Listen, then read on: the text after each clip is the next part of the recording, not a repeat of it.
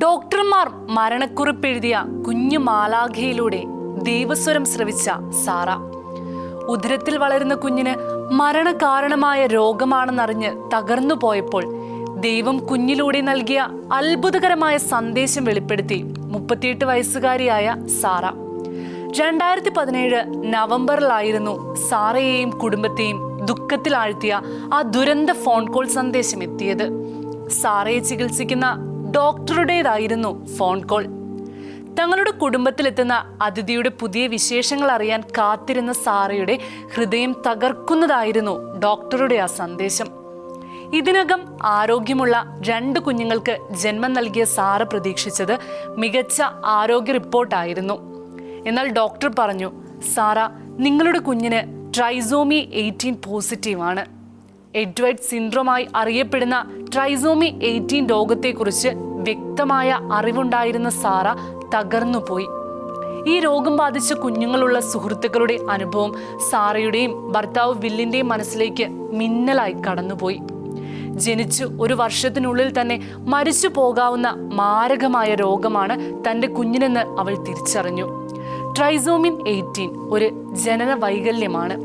കുഞ്ഞുങ്ങൾക്ക് അധികമായി ക്രോമസോം 18 ഉണ്ടാക്കുന്ന രോഗം ബാധിച്ച 90 മുതൽ 95% വരെയുള്ള കുഞ്ഞുങ്ങളും ആദ്യ വർഷങ്ങൾക്കുള്ളിൽ തന്നെ മരണപ്പെടുകയാണ് പതിവ്. സാറയുടെ കണ്ണുകൾ നിറഞ്ഞൊഴുകി.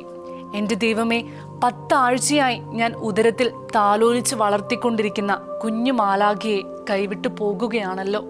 എന്നോടൊപ്പം പ്രതീക്ഷയോടെ കാത്തിരിക്കുന്ന കുഞ്ഞുങ്ങൾക്കും കുടുംബത്തിനും എങ്ങനെ ഇക്കാര്യം താങ്ങാനാകും? രോഗത്തെക്കുറിച്ച് കൂടുതൽ സ്ഥിരീകരണത്തിനായി അമ്നിയോസൈൻറ്റിസിസ് പരിശോധനയ്ക്ക് വിധേയയാകാൻ ഡോക്ടർ നിർദ്ദേശിച്ചു. കുഞ്ഞിനെ ഗർഭസ്ഥ ശിശുഹത്യയ്ക്ക് വിധേയമാക്കുന്നതിൽ തീരുമാനമെടുക്കുവാൻ ഈ പരിശോധനാ ഫലമാണ് പ്രധാനമായും പരിഗണിക്കുക.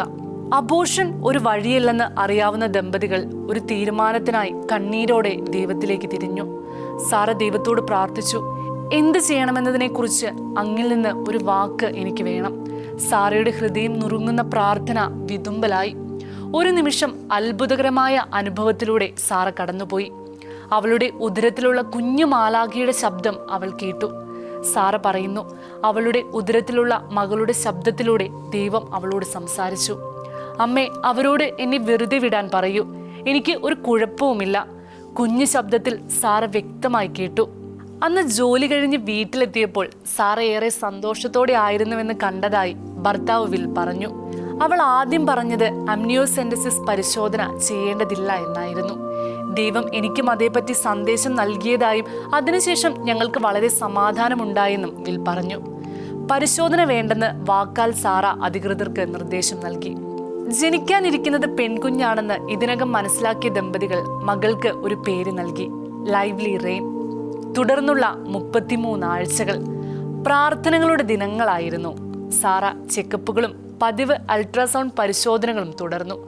2018 ജൂലൈ 24 ലൈവ്ലി റെയിൻ പിറന്നു.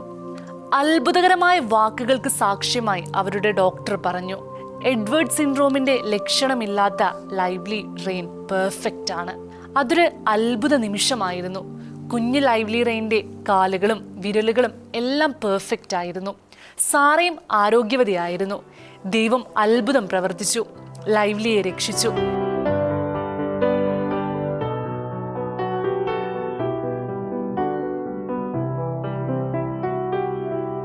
ഇപ്പോൾ 5 വയസ്സുള്ള ലൈവ്ലി റെയിൻ പ്രാർത്ഥനയുടെ ശക്തിയിലൂടെ എല്ലാ രീതിയിലും ആരോഗ്യത്തോടെ വളർന്നു വരികയാണെന്ന് ദമ്പതികൾ പറഞ്ഞു. ലഭിച്ച അനുഗ്രഹങ്ങൾക്ക് ഞങ്ങൾ നന്ദിയുള്ളവരാണ്. എല്ലാ മാതാപിതാക്കളോടും ഞങ്ങൾക്ക് പറയാനുള്ളത്, നിങ്ങളുടെ പ്രശ്നങ്ങൾ ദൈവത്തിന് മുമ്പിൽ സമർപ്പിക്കുമെന്നാണ്.